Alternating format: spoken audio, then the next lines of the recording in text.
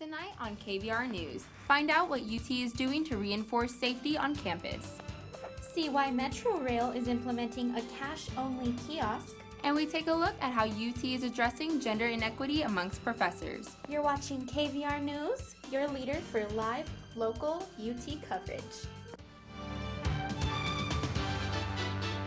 Broadcasting live from the Texas Student Television Studios at the University of Texas. You're watching KVR News at 9, Austin's leader for live local UT coverage. Your news starts right now.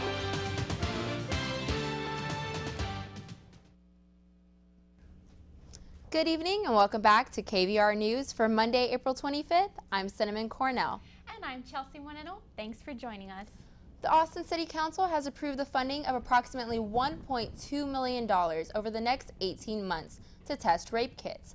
The contract was made with the Sorensen Forensics Lab to test a backlog of around 2,000 rape kits that are in Austin Police Evidence Storage. Authorities say that some of the untested rape kits date back to 1990. The DNA information that is retrieved will be entered into a federal criminal database. The police have also asked the city to fund for 2 new DNA technicians to keep up with the future rape kits they will receive. Doctoral physics student from UT, Omid Kokabi, is currently imprisoned in Iran. He was arrested over 5 years ago for refusing to work on military research for the Islamic Republic.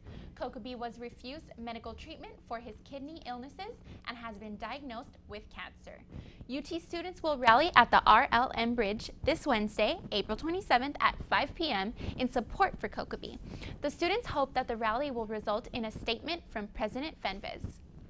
According to an analysis of crime in the 30 largest U.S. cities done by the Brennan Center for Justice at New York University of Law between 2014 and 2015, the 5 largest cities in Texas saw an average drop of 6.5% in the overall crime rate per 100,000 residents.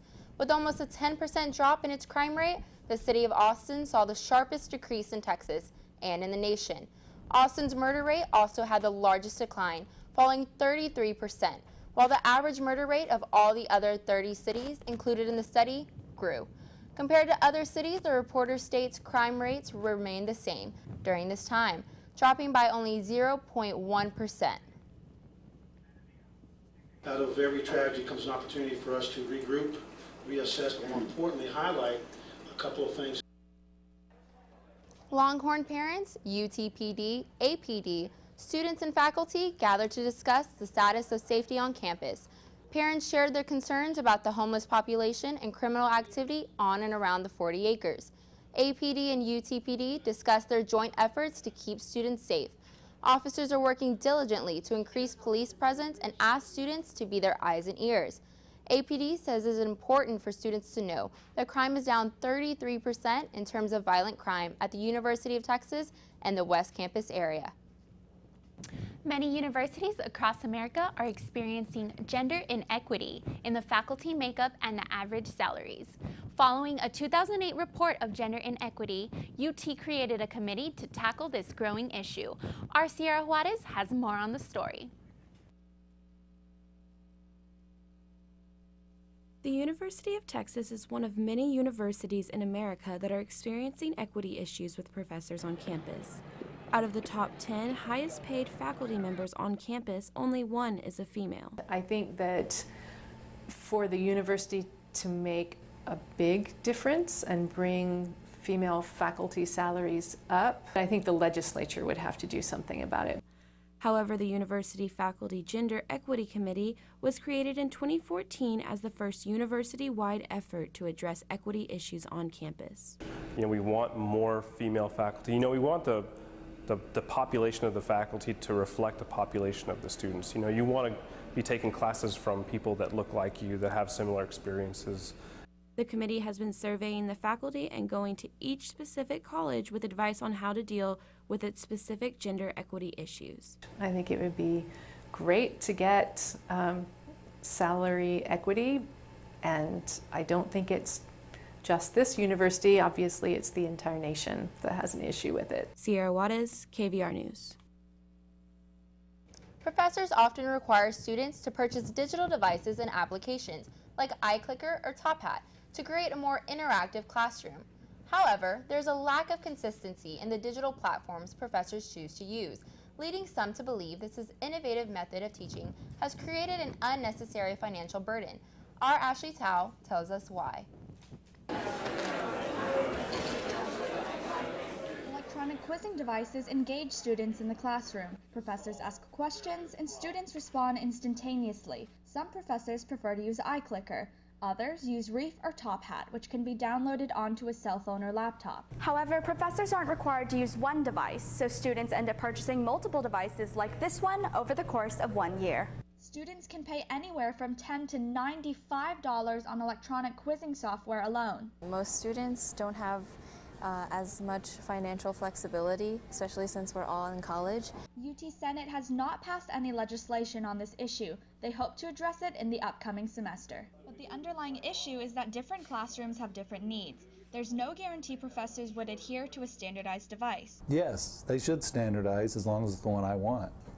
And that's what all the professors will say. It's fine as long as you pick the one I want. If you pick one I don't want, then I'll probably just make them buy my own. UT administration says at this point they don't want to limit faculty to using only one device. There is a need for maintaining the choice and the decision making that a faculty member chooses in the same way that they choose other materials for their teaching, because it's really an issue of how the faculty member is deciding their teaching methods.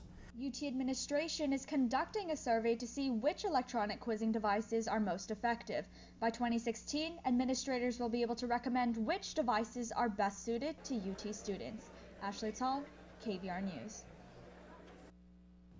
A 29-year-old man armed with knives was shot by an APD officer.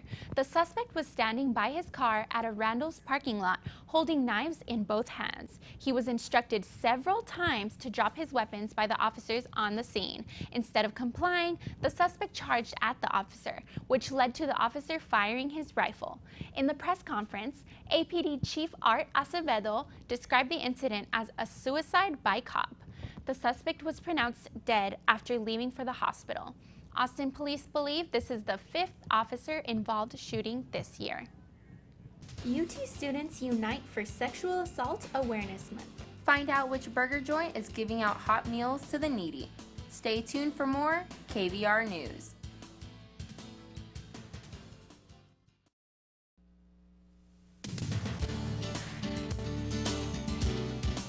You're watching KVR News at 9. Your campus, your news.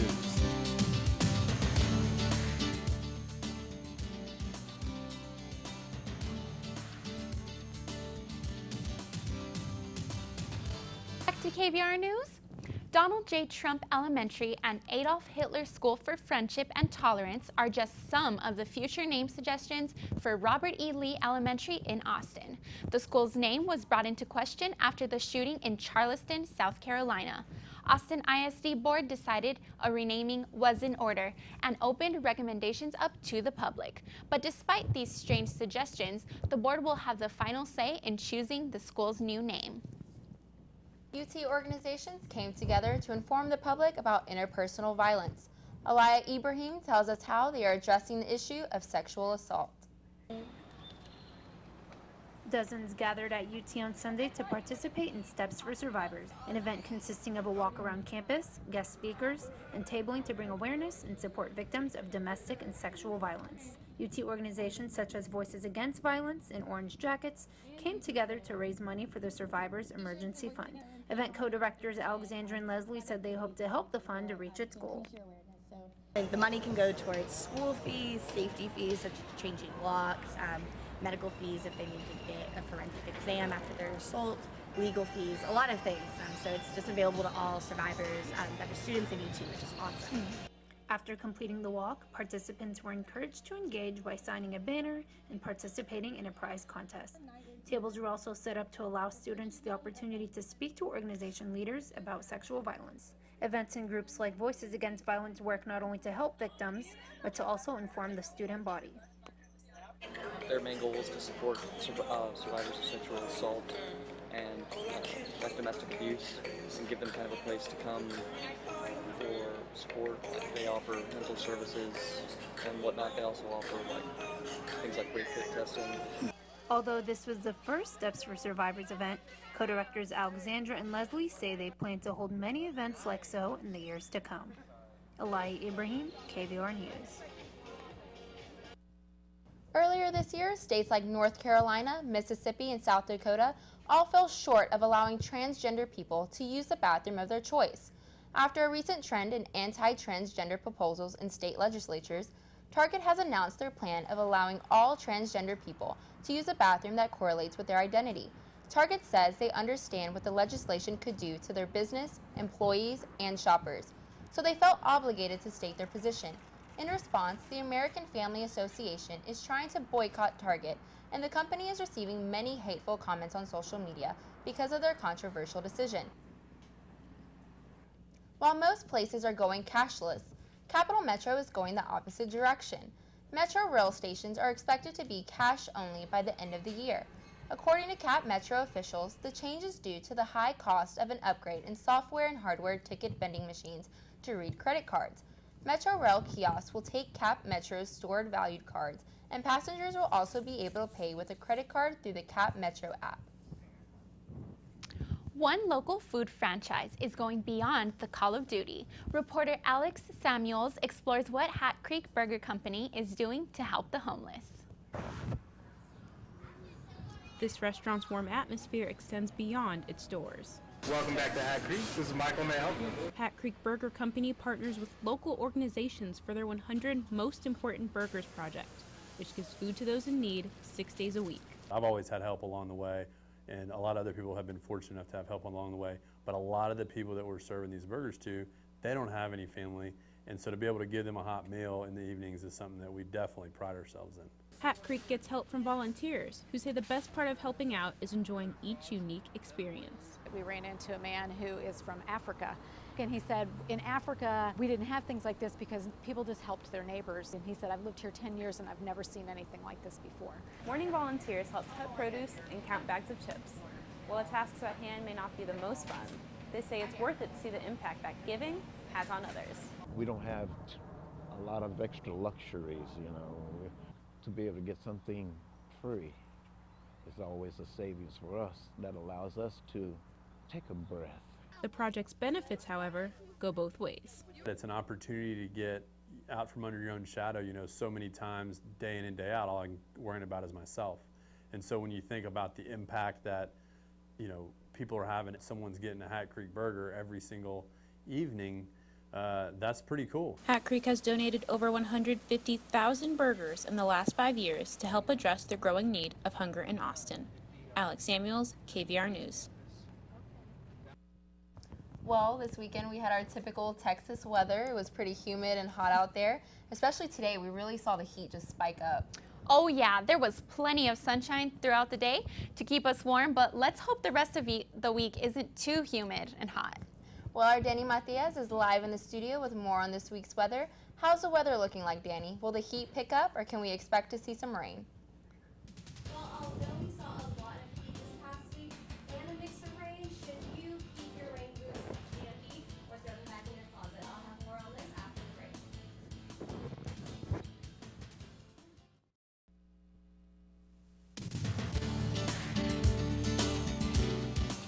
Have a news tip or story idea? Call the KVR News Tip Line, 475-8181.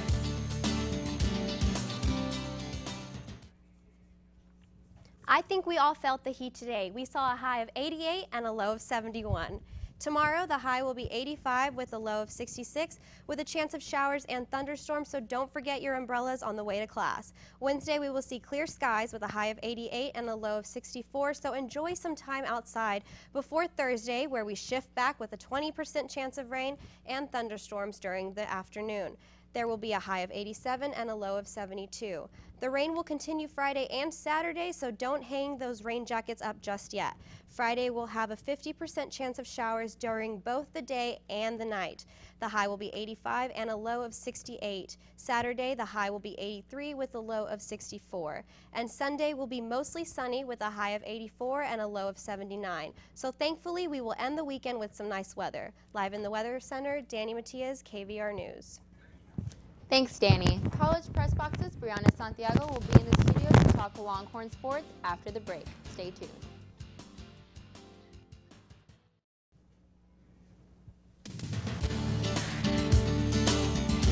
Now, KVR News at 9 Sports.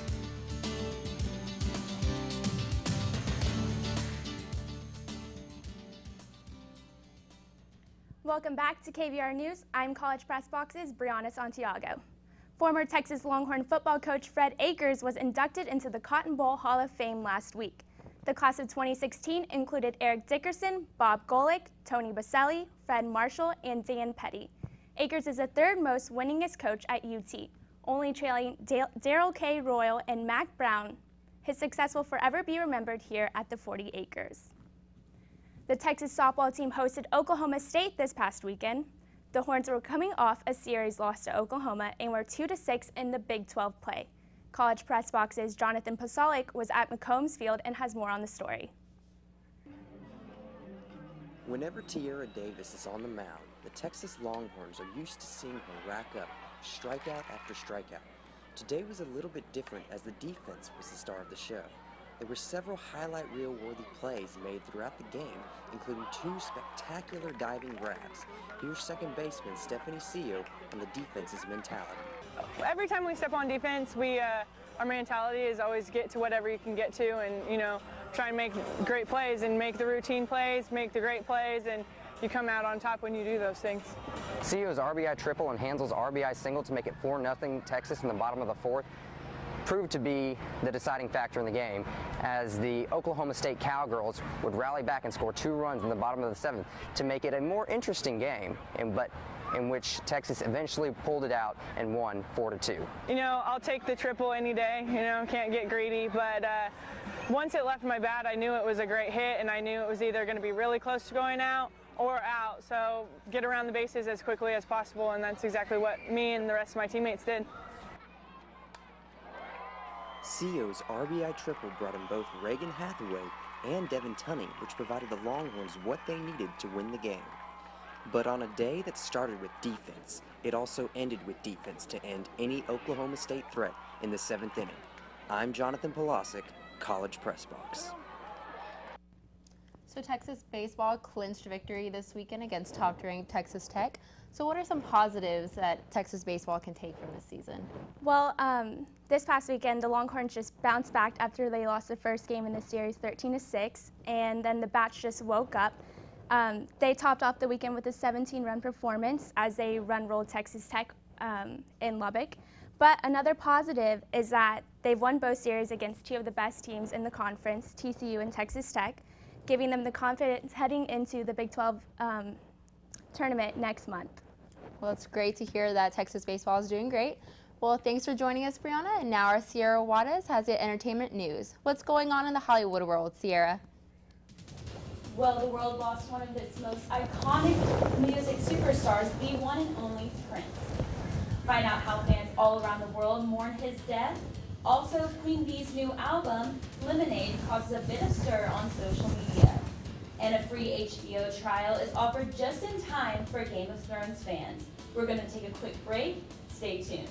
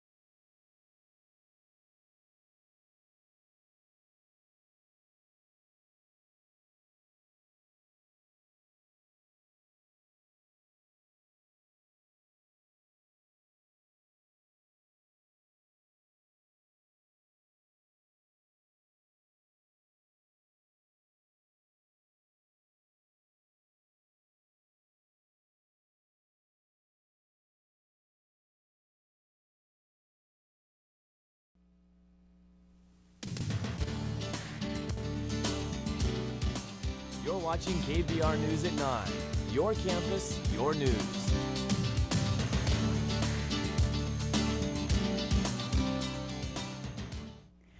Dearly beloved, we are gathered here today to get through this thing called life and properly honoring the phenomenon that is Prince. After he was found dead on Thursday in a suburban Minneapolis home, tributes to the musical legend popped up all over the country, with fans gathering on the hillside opposite of his home and outside the downtown Minneapolis nightclub, where much of the movie Purple Rain was filmed. The owners of the nightclub celebrated Prince, holding an all-night dance party in his honor. The sound of More Than Doves crying is being heard everywhere, with celebrities turning to social media to express their sadness, and even President Obama releasing a statement to remember the superstar's iconic work. Purple Rain engulfed the country. In New Orleans, the Mercedes-Benz Superdome glowed purple Thursday night, along with San Francisco's City Hall and Madison Square Gardens in New York. The Interstate 35 West Bridge over the Mississippi River was also bathed in purple light. His legacy will be remembered forever. Moving on to other news, Beyoncé debuted her visual album Lemonade on HBO. The album explores topics such as grief, forgiveness, and joy, while giving each viewer a glimpse into Beyoncé's personal life, marriage, and her views on what it is like to be a Black woman in America. The album received praise from many viewers for its new and different sounds, which even included some country elements. Following the album's release, Twitter exploded, and some of the top trending hashtags were, quote, Becky with the good hair, Jay-Z, and of course, Queen Bey. Guest stars on the album included stars like Jack White, The Weeknd, Kendrick Lamar, and more. All 12 album tracks became available on the music streaming app Tidal Saturday night and are now on iTunes. And HBO and Cinemax offers free preview weekend of its cable network. What did that mean for everyone who did not have a subscription? It meant that the season 6 premiere of popular show Game of Thrones was available to you. Not only that, but also the season premieres of Veep and Silicon Valley. If that wasn't enough for you, it's also included Beyoncé's Lemonade project that aired Saturday at 9 p.m. Well, that's all for your entertainment news. Be sure to follow us on Twitter for updates at KVR News ENT. Sierra, and thank you for tuning in. For news and weather updates throughout the week, you can follow us on Twitter at KVR News. I'm Chelsea Moreno. And I'm Cinnamon Cornell. Stay tuned for College Press Box up next on Texas Student Television. Have a great night.